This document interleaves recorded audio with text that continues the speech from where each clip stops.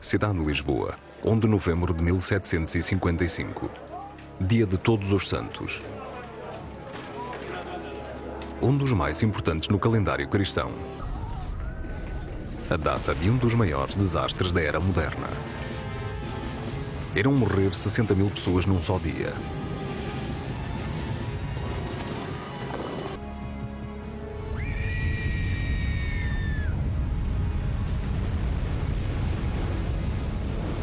Um terremoto seguido de um tsunami. Em Lisboa, em 1755, um homem assumiu o controlo e reconstruiu a cidade.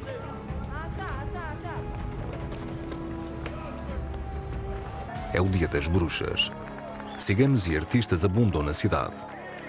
Portugal pode ser um país profundamente católico, mas no dia seguinte terão tempo suficiente para ir à igreja e para as devoções religiosas. No topo está o seu secretário de Estado, o Marquês de Pombal, um produto do iluminismo. O seu rival é o padre jesuíta Malagrida, um inimigo do progresso. Quanto menos as pessoas soubessem, mais poder a igreja teria. Na cidade, as igrejas estão a abarrotar. A população de Lisboa é conhecida pela sua devoção e superstição.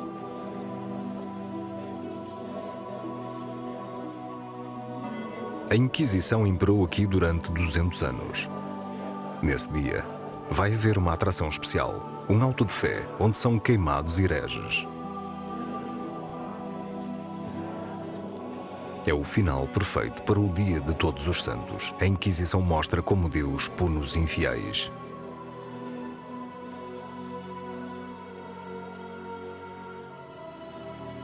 Os interiores sumptuosos das casas de Deus refletem também o poder da igreja. Não admira que digam, se não viram Lisboa, não viram a beleza. Chegam 1000 navios por ano ao porto de Lisboa. Os cidadãos que tinham ido à missa matinal já enchiam as ruas para o mercado do Dia de Todos os Santos. Aos cerca de 300.000 habitantes da cidade, acrescem milhares de aldeões que vieram do campo para gastar as escassas economias na maior festa do ano. Mas num feriado tão católico, era melhor que um protestante como Peterson não fosse visto nas ruas. Entretanto, no mercado, os animais entram em pânico. Ninguém entende porquê.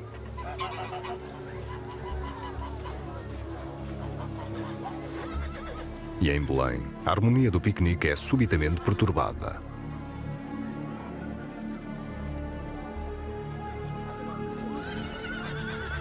O rei regressa ao seu palácio no campo, uma decisão que lamentaria depois.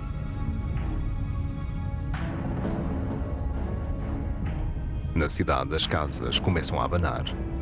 As pessoas descrevem o tremor como se um coche pesado estivesse a passar na rua. Não fazem nada e perdem tempo valioso. Mas ninguém imagina o que significam estes sinais. Não há um sismo de magnitude significativa há 150 anos. Algures a sudoeste, duas placas continentais movem-se subitamente com uma força explosiva.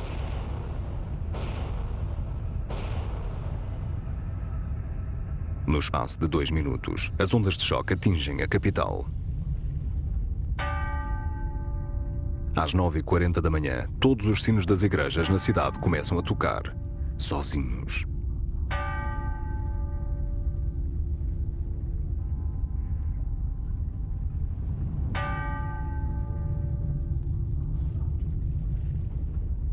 Depois, o céu começa a desabar.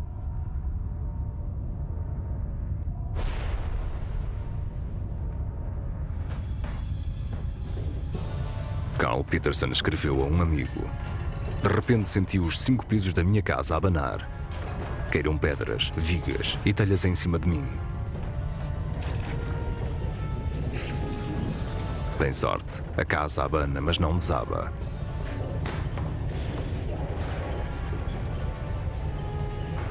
O Marquês de Pombal também escapa por um triz. As ruas já não são seguras, pois caem paredes para as ruelas estreitas. O terremoto continua durante 10 minutos, 3 grandes sismos, com arrepiantes períodos de paz entre si. Em todo lado a reação é a mesma. As pessoas saem das casas para longe das paredes e dos telhados para o ar livre.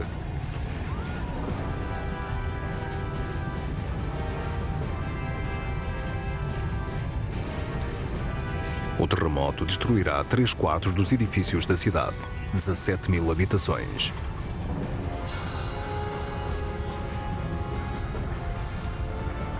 A ópera, junto ao cais, desaba como um castelo de cartas. Mas a maioria das vítimas está nas igrejas. A casa de Deus torna-se um local de morte.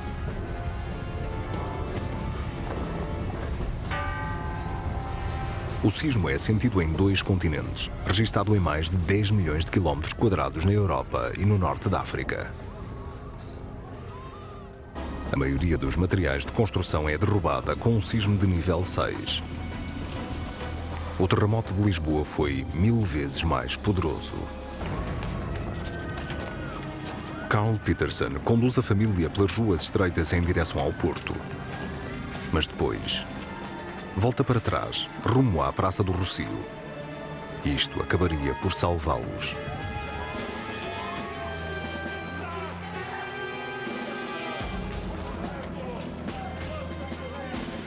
Em vão, os soldados tentam restabelecer a ordem.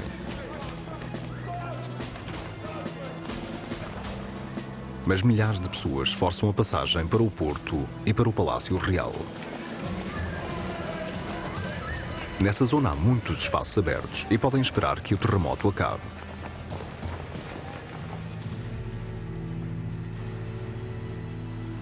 Mas no porto, aguarda-os um espetáculo estranho.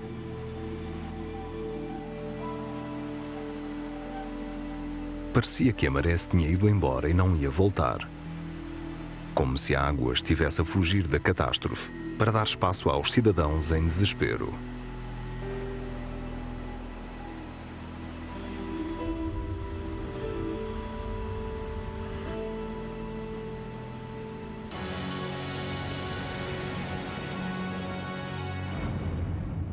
Em 1755, vários navios cruzaram-se com a onda do tsunami no mar.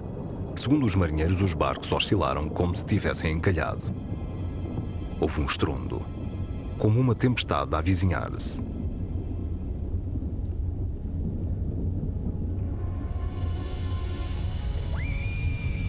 Para os que estão no porto, de repente surge o tsunami.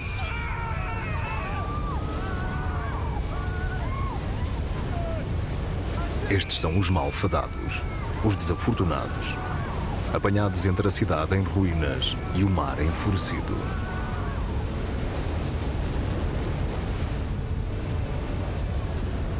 Novecentas pessoas morrem instantaneamente quando o cais é varrido pelas ondas.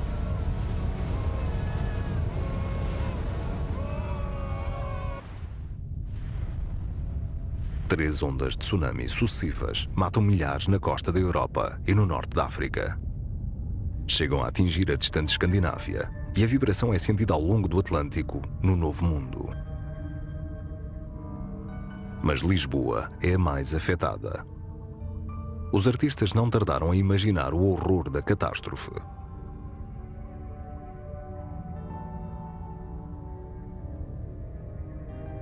Não há praticamente pessoas retratadas, impotentes perante a tragédia.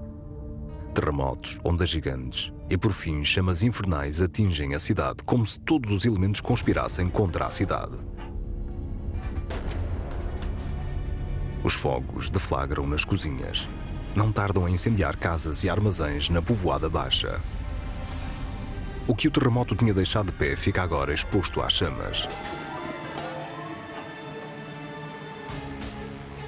Lojas cheias de artigos valiosos e anos de registros comerciais são destruídos em minutos.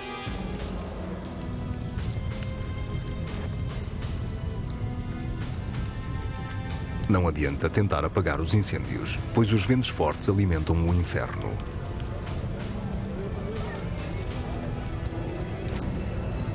No espaço de minutos, bairros inteiros ficam em chamas. E as réplicas continuam a fazer-se sentir na cidade.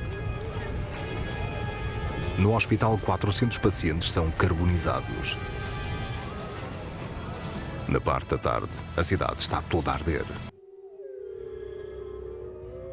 Ninguém sabe ao certo quantas pessoas morreram nesse dia. As estimativas mais fidedignas indicam entre 40 e 60 mil, 1 em cada 5 habitantes de Lisboa.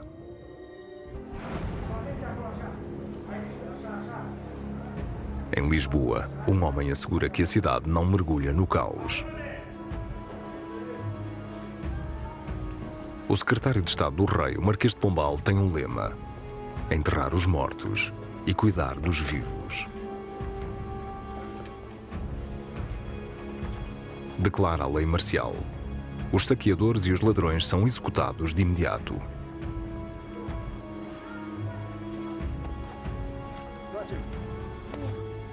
Cria hospitais de campanha para os feridos e tendas para os desalojados.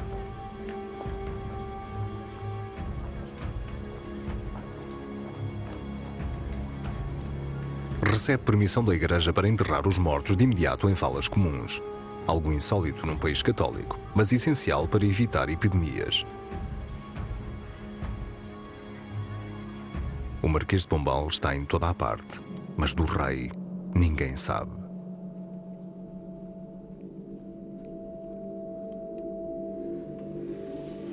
Atormentado com pesadelos, irá dormir até ao fim da vida apenas em tendas ou em palácios de madeira. Nunca mais passará uma noite num edifício de pedra. Dentro da cidade, padres fanáticos, liderados pelo jesuíta Malagrida, declaram que o sismo foi sinal da ira de Deus. Prevêem o fim do mundo iminente. As chamas que vêem e que queimam os vossos tesouros não se devem a cometas, nem a estrelas, nem a fenómenos naturais, mas sim aos vossos pecados abomináveis. O que eu digo. As réplicas continuam e os focos de incêndio ardem durante 3 dias. Procissões religiosas abrem caminho pelos escombros. Todos, católicos ou protestantes, são obrigados a beijar os santos e os relicários, senão são punidos. O Marquês de Pombal nunca perdoará aos jesuítas pelos seus atos no pior momento de Lisboa. Em Lisboa, as pessoas procuram pertences nos escombros. O Marquês de Pombal manda os soldados limpar os escombros. Todos os cidadãos aptos devem ajudar também. Ninguém pode sair da cidade.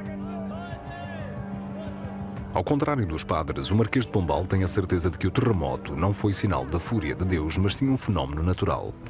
E a sua reação é igualmente racional. Vale ao mundo pensante.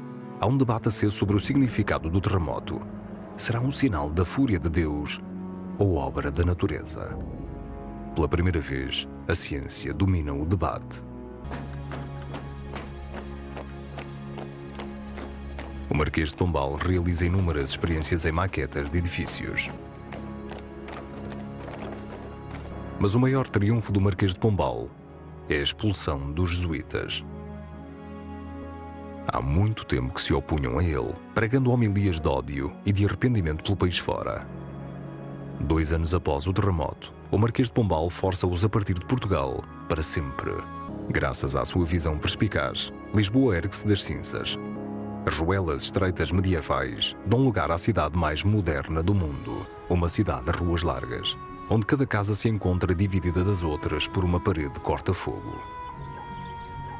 E também de espaços públicos abertos. Locais de refúgio para o caso de outra catástrofe. Hipótese essa que nesta região nunca pode ser posta de parte. No topo da Baixa, as ruínas do Convento do Carmo ainda mostram as marcas da catástrofe. Na manhã de 1 de novembro de 1755, centenas de pessoas morreram aqui quando o teto desabou.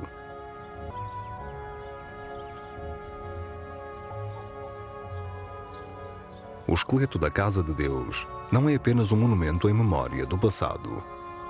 É um aviso claro ao futuro.